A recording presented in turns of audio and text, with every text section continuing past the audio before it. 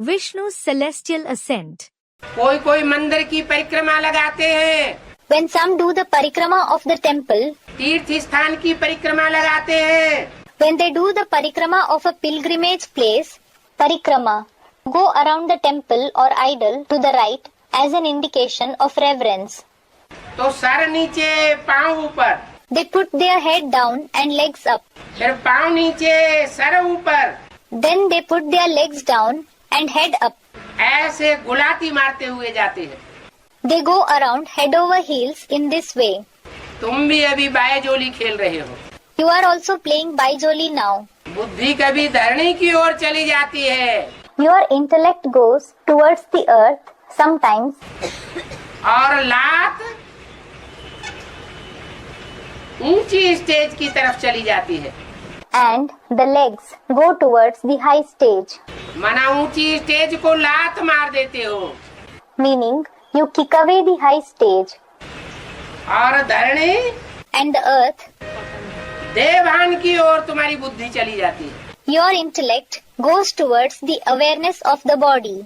अभी तुमको तो बाप कहते हैं, Now the father does tell you, सिर्फ अपने घर गृहस्थ में रहते बाप को याद करो.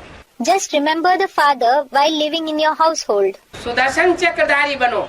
Become Swadarshan Chakradhari, the one who rotates the discus of self-realization. स्व आत्मा, Swa means soul. Darshan Darshan, to see. आत्मा के 84 जन्मों का दर्शन करने वाले बनो. Become the ones who see the 84 births of the soul. बनेंगे तब, ये बुद्धि चलेगी तब, We will become that when this intellect will work when स्व के चिंतन में बुद्धि तब चलेगी जब पवित्र बनेंगे. the intellect will be used for in Swachintan, consciousness of the self or the soul, when we become pure. पवित्र नहीं बनेंगे, If we don't become pure, बुद्धि अपवित्र होती रहेगी, if the intellect continues to become impure, इंद्रियां गंध में गिरती रहेंगी, if the organs keep falling in dirt, तो मनन चिंतन मंथन चल न सके. then there cannot be any thinking and churning. स्वदर्शन चक्रधारी बन न सके. We cannot become Swadarshan Chakradhari. तो ये तुम्हारी एम ऑब्जेक्ट है. So this is your aim and objective. क्या? What?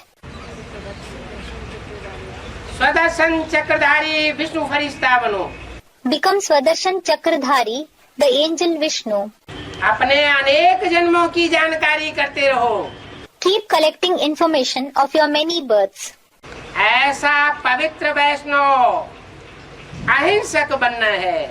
You have to become such a pure Vaishnav, non-violent. मन के संकल्पों से भी कोई की हिंसा नहीं. There should not be violence towards anyone through the thoughts of the mind.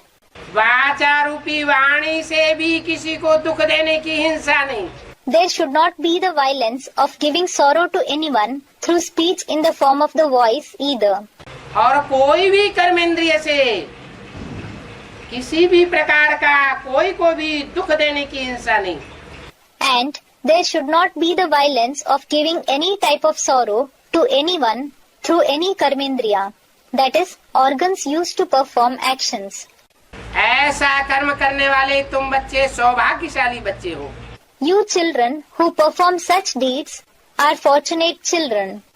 और बेहद के बाप के बच्चे हो. And you are the children of the unlimited Father.